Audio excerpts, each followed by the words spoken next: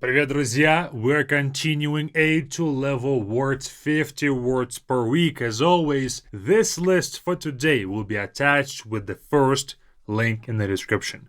I hope that by now all of you guys have joined the BeFluent platform for you guys to add this to your repertoire, to your vocabulary. If you didn't yet, you have 7 days of a free trial with the second link.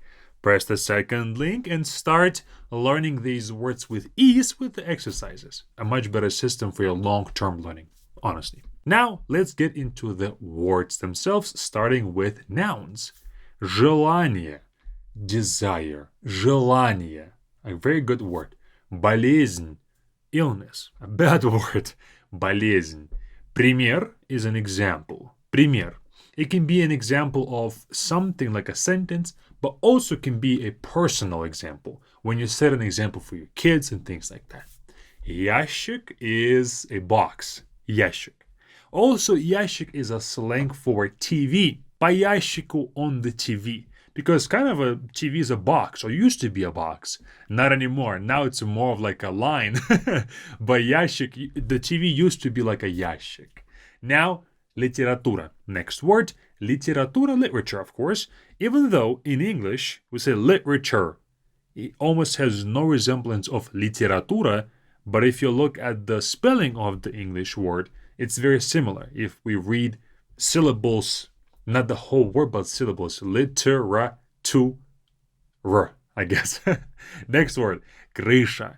Крыша is a roof. Крыша is also slang for, let's say, this was true in 90s in Russia, where let's say you have a business, right? But for other people, criminals, not to mess with your business and not to rob it and things like that, you had somebody to cover you.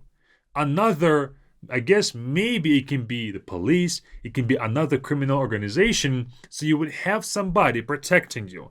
So it's like protection, крыша, because it's like a cover, okay? A better word for that would be cover. So yeah, крыша. Next, лестница. Лестница is stairs, лестница. Сад is a garden, сад. Garden with, not with edible things like vegetables and things like that. Sometimes sad can be with trees like apple trees and orange trees, but it's never going to be a garden with vegetables and things that you kind of dig up. It's more of the trees and flowers, sad.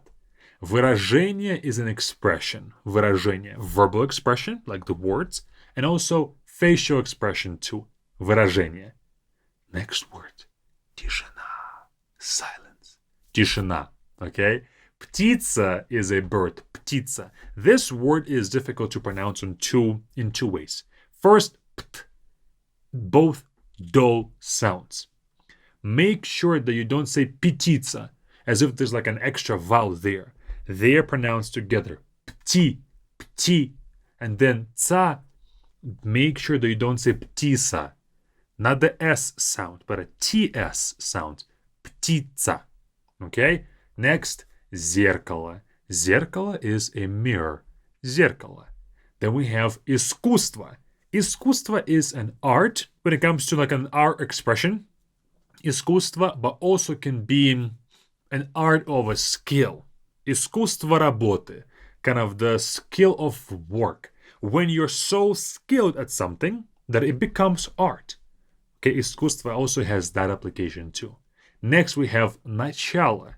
Начало is a beginning of something. Начало. Next, вагон.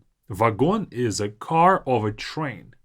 Sometimes it can be translated as wagon, but a car of a train, like when it consists of multiple pieces, each piece of a train is вагон. Курс is a course. Курс. Курс, it can be a course, educational course of action. Course can also be course of movement. When you go to a certain place, that's our course. That's the path that we take. Курс.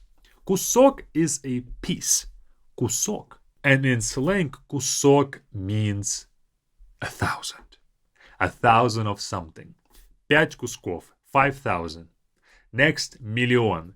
Million is a million. Million. Very similar. Next, Tema. Tema is either a topic of discussion, topic that you read in a book. Tema as a slang can also mean cool. When you give a quality description of something, you can say tema. That's great. Done with the nouns, moving on to verbs. First is подходить. Подходить can mean two things. To come up to a certain place or to a person. Подходить. Подходить can also mean to suit, to fit. Мне подошла эта футболка. This t-shirt suits me, or it fit me. It fit me, it, I guess, came up to me in a way, and it's perfectly fitting with me and things like that. So double meaning there. Разговаривать means to have a conversation. Разговаривать. Вызывать. Two meanings. To call on the phone, вызывать. To call somebody to come to your office can also be вызывать. But also it can mean to cause something. For example, вызывать реакцию, to cause a reaction. Let's say you eat something bad and it caused a reaction in your body. That would be вызывать as well. Next verb is висеть. Висеть means to hang down. Висеть. Your clothes can висеть on you, to hang on you. A person can be hanging off the pull-up bar as well. So висеть can be used in all of those meanings. Гореть is to be burning. Гореть. Slang гореть means to rage. Typically in a video game, when you're raging, that can also be гореть. Next, садиться. Садиться means to take a seat, to sit down. Next is носить. Носить either is to wear when it comes to clothes, or носить can be to carry something. For example, я ношу это горе. I'm carrying this burden with me. So you're not really wearing the burden, you are carrying it with you. Now this is, of course, is figurative meaning. It can also be used with literal translations for carrying objects or people. Next, плакать means to cry. Плакать. Мешать means either to mix, to stir something, like let's say in a pot of a soup, you stir it, that's мешать. Мешать can also be to be in the way of someone. Мешать работать, to disturb somebody from working or to be in the way of them working. So you are, I guess, mixing up their work, in other words, right? So you are stopping their work, you are limiting their work. But мешать, in essence, means to be in the way. And unlike in English, when we have to resort to a phrase, to be in the way, in Russian, it's an action. So it's an active act of interrupting something. Not fully, let's say, it's not really interrupting either, because interrupting means that the other action has to stop. Мешать doesn't have to force the other action to stop. It can be just, I guess, in the way. Yeah, it's still going on, but it's not going on as efficiently. So мешать. Получаться. Получаться means to end up being successful, to do something successfully. Translation can be to succeed, but получаться is really to come out on top and come out successfully. For example, у меня получилось приехать. I managed to come or to drive here, okay? So managed, so this получилось is I managed. Successfully, it happened for me. So получаться is when things come together in a successful way. Put it that way. It's one of those verbs that are almost untranslatable from Russian into English. Next is желать, to wish. Желать. We had желание, the very first word, that was a wish. Now желать means to wish something. Next we have лететь. Лететь means to be flying. Right now you're flying somewhere. Лететь. Звонить means to call, and that's to phone, to call somebody on the phone. Not any more of those to call somebody by their name. No, this is actually to call on the phone. And now on to adjectives, things that describe objects. Slabый means weak. Slabый. This can be, when it comes to power, somebody is weak. It can be a weak resemblance, weak memory, things like that. So slabый can be used for not just the power, but other things that are not strong, like the color, the sound, connection, things like that. Детский means childish, or more so for the kids. Things that are made for the kids. Детский сад, for example, it's kindergarten, right? But детский сад is really a garden for kids. So детский is something for kids. Детская одежда, kid clothes, right? So it's something that is for kids, детский. Счастливый means happy. Счастливый. Happy ending can be also used with this word, счастливый конец. Next, веселый, happy or joyful. When it comes to the previous one, счастливый, it's eternal happiness. When you are happy internally. Веселый is in the moment. Funny, happy, or fun to be around, joyful, things like that.